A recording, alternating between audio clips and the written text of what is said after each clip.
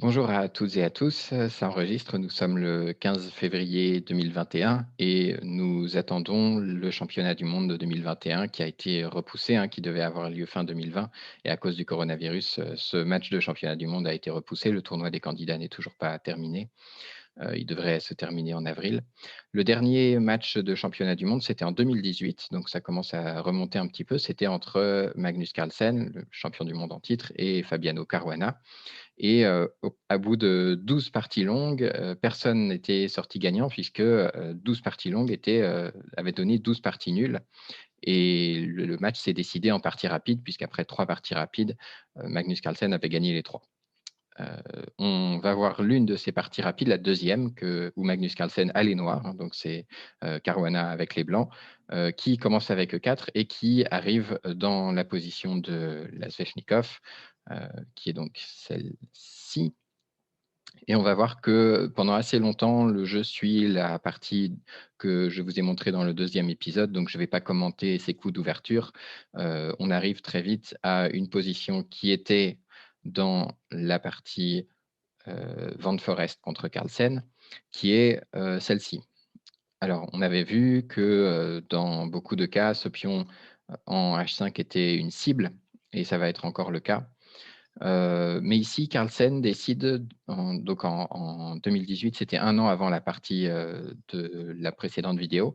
Carlsen avait décidé de jouer le pion A5, qui attaque la dame immédiatement et puis, qui permet un petit peu de libérer la pression sur D6 et après dame B3, Carlsen avait joué A4. Donc il avait, beaucoup avancé ce pion de manière un petit peu aussi à bloquer, l'avancée de la majorité de pions, des blancs et après dame D1 qui, prépare à mettre la pression sur le pion C5, hein, la pression va être redoublée avec fou E2, et bien, Carlsen avait joué fou E7 qui met une pression sur ce pion H4 et après G3, il avait joué dame C8 qui en fait se prépare à protéger le pion H5 puisque après fou E2, Carlsen avait joué, fou G4 qui protège le pion et qui permet un échange des fous de case blanche. Alors dans la sicilienne Svechnikov, normalement, les fous de case blanche, c'est plutôt les blancs qui cherchent à l'échanger, c'est pas les noirs qui cherchent à l'échanger, donc c'est plutôt une réussite ici pour les blancs, que d'avoir fait ça. Mais, Carlsen a un plan bien précis. Après tour C1, en fait, il échange les fous de cases blanches. Donc il se retrouve avec cette pièce, qui est pas la meilleure des pièces du monde, c'est vrai, mais il a un plan bien précis qui est de jouer dame F5 et en fait, il veut jouer, E4, cavalier E5, hein, et éventuellement, libérer son fou sur la grande diagonale si, voilà, dans certaines variantes, ça peut être possible. C'est pour ça qu'ici, l'un des 3 premiers coups de l'ordinateur, c'est par exemple de jouer fou D2 qui empêche E4 précisément, hein, puisque, le cavalier en E5, une fois que le cavalier va être en E5, hein, il va, menacer tout un tas de cases blanches très ennuyeuses et très faibles du fait de l'absence du fou de case blanche, hein. Je vous laisse imaginer si Carlsen avait 2 ou 3 coups qu'il pouvait jouer, voilà, sans que son adversaire ne bouge, il jouerait E4, cavalier E5 et après cavalier E5, il pourrait jouer cavalier D3 qui ferait la fourchette, ou cavalier F3 qui déroquerait le roi blanc et cetera. Et on va voir que c'est, en partie ce qui va poser problème. Alors, en attendant, on n'y est pas, hein. Les blancs ont joué un coup qui est pas mauvais, mais qui perd un peu l'avantage, qui est le coup C5. Un peu paradoxal, on pourrait se dire, pourquoi est-ce qu'on ne peut pas prendre ce pion C5 qui est protégé par le fou E7? Eh bien, en fait, parce que les blancs peuvent le reprendre immédiatement et après fou prend C5, jouer une fourchette entre, le roi en E8 et puis le fou en C5 et donc, on aurait une position comme celle-ci où finalement, je continue encore quelques coups juste pour vous montrer ce que ça peut donner. Le matériel est égal, mais les blancs ont un pion passé très bien protégé et assez avancé qui fait que, ils ont un petit avantage. Mmh. Donc en revenant, après C5, Carlsen n'a pas pris ce pion. Ici, Carlsen a un petit avantage en jouant le roc, ce qu'il a joué. Et ici, Caruana s'est trompé de plan. Il s'est vraiment trompé de plan. Il n'a pas compris quelque chose d'important dans la position, qui est que, il faut qu'il roque, il faut qu'il se protège et le plan E4 cavalier E5 est très, très dangereux. Il ne l'a pas compris et il a joué C6 en pensant que le pion C6 était très dangereux et pouvait, finalement, être poussé assez loin. Et on va voir que c'est effectivement le cas, mais que, on ne peut pas pousser un pion comme ça, même si on a une tour derrière et qu'il semble, très bien positionné, on ne peut pas appliquer ce plan tant qu'on n'a pas mis son roi en sécurité.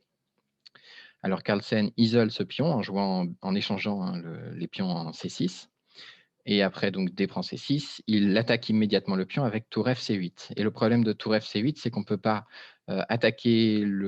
protéger pardon, le pion avec la tour, par exemple en jouant cavalier D5 puisque après cavalier D5, il y aurait dame E4, hein, le cavalier protégé E4 et maintenant il est en D5, ce n'est plus le cas et après dame E4 qui fait une fourchette entre, le cavalier, et la tour en H1, on est obligé d'échanger les pièces sur échec. Et finalement, après petit roc, les noirs peuvent récupérer ce pion gratuitement, et ils sont totalement gagnants. En revenant après tour F C8, donc les blancs ne peuvent pas, protéger le pion avec la tour. Ils ont joué dame C4, qui effectivement protège ce pion et ici Carlsen a joué un coup extrêmement précis, qui réfute totalement le plan des blancs, c'est-à-dire cette idée de, pousser le pion C très loin, très vite et c'est le coup fou D8. Et fou D8, en fait, pose une, grave question qui est premièrement, il empêche de pousser, hein, le pion sur la case C7 et deuxièmement, il peut éventuellement, jouer fou A5 si le roi n'est pas, attentif et ici, en fait, c'est le cas. Les blancs carouana ont joué cavalier D5, qui est pas un extrêmement mauvais coup en soi, mais le problème, c'est qu'après E4, les noirs vont être très rapides à jouer cavalier E5 et à menacer des fourchettes très ennuyeuses.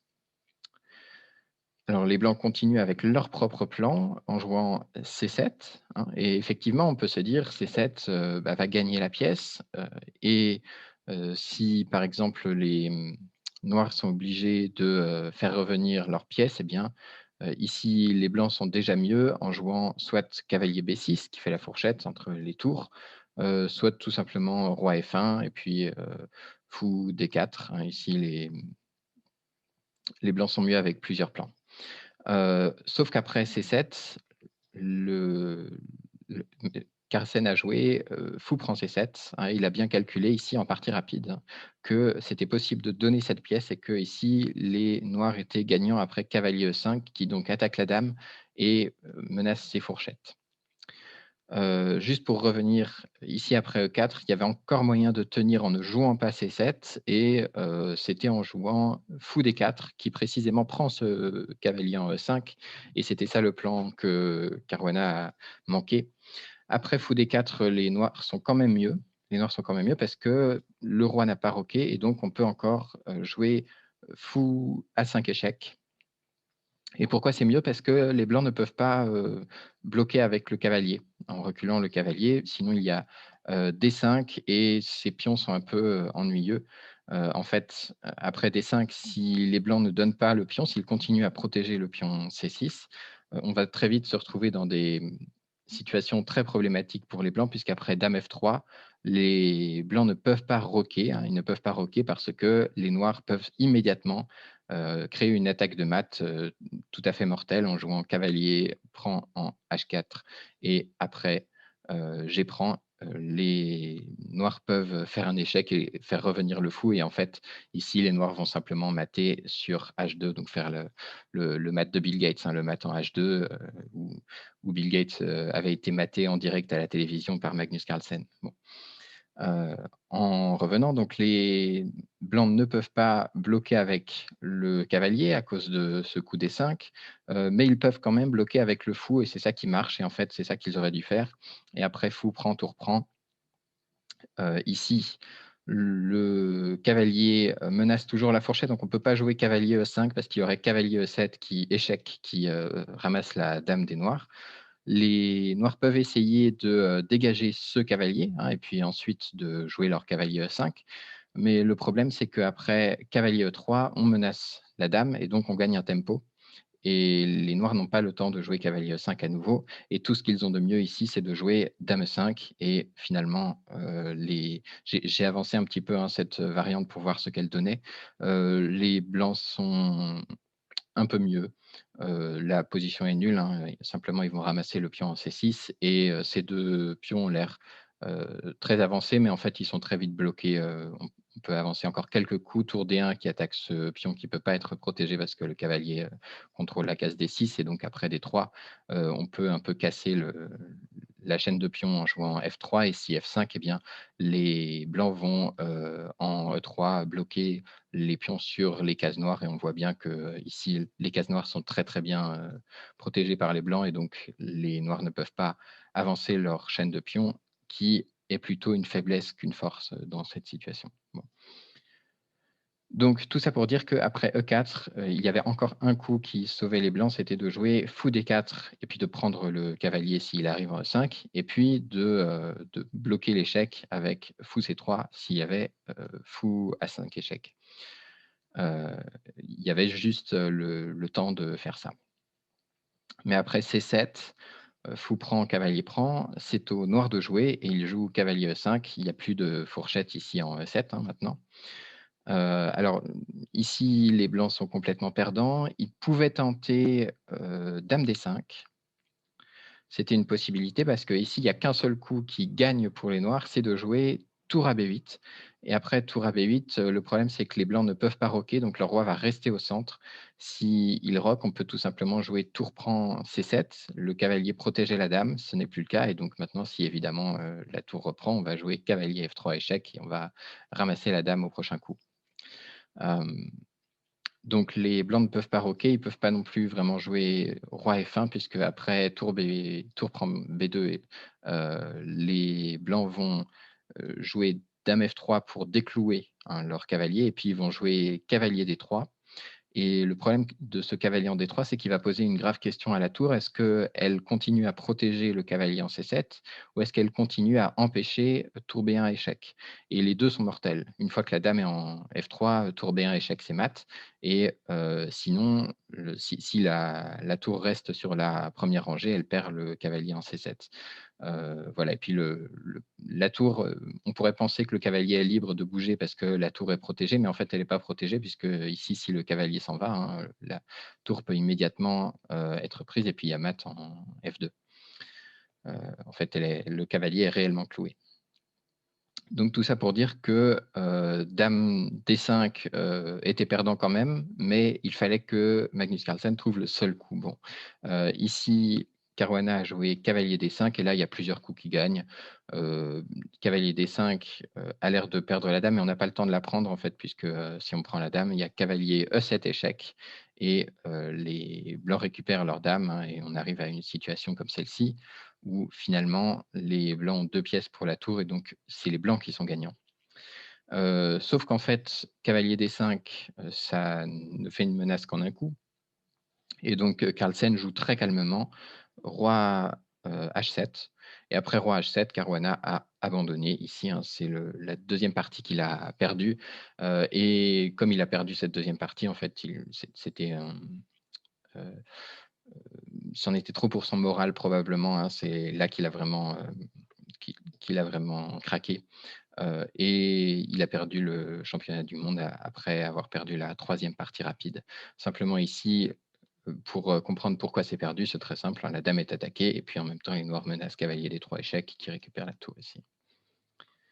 Voilà, c'était le troisième épisode de ces Sveshnikov de Magnus Carlsen. On va en faire, d'autres, je pense, parce que Carlsen joue énormément de Sveshnikov et puis, ça m'intéresse beaucoup. Alors on voit des thèmes se, réapparaître, hein, d'une partie à l'autre, c'est ça qui me semble intéressant. Par exemple, ici, le coup E4 suivi de cavalier E5, c'est vraiment quelque chose qui apparaît dans plusieurs parties et qui, à chaque fois, pose de graves problèmes, aux blancs.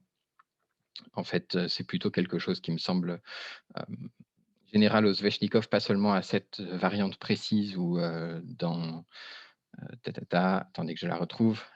C'est pas seulement dans la variante où les blancs jouent cavalier D5, c'est dans toutes les variantes, dès que, par exemple, les noirs peuvent jouer, F5 et puis, après prend F5, jouer E4, ils vont pouvoir jouer des cavaliers E5 assez souvent, hein. Il y a énormément de variantes comme ça.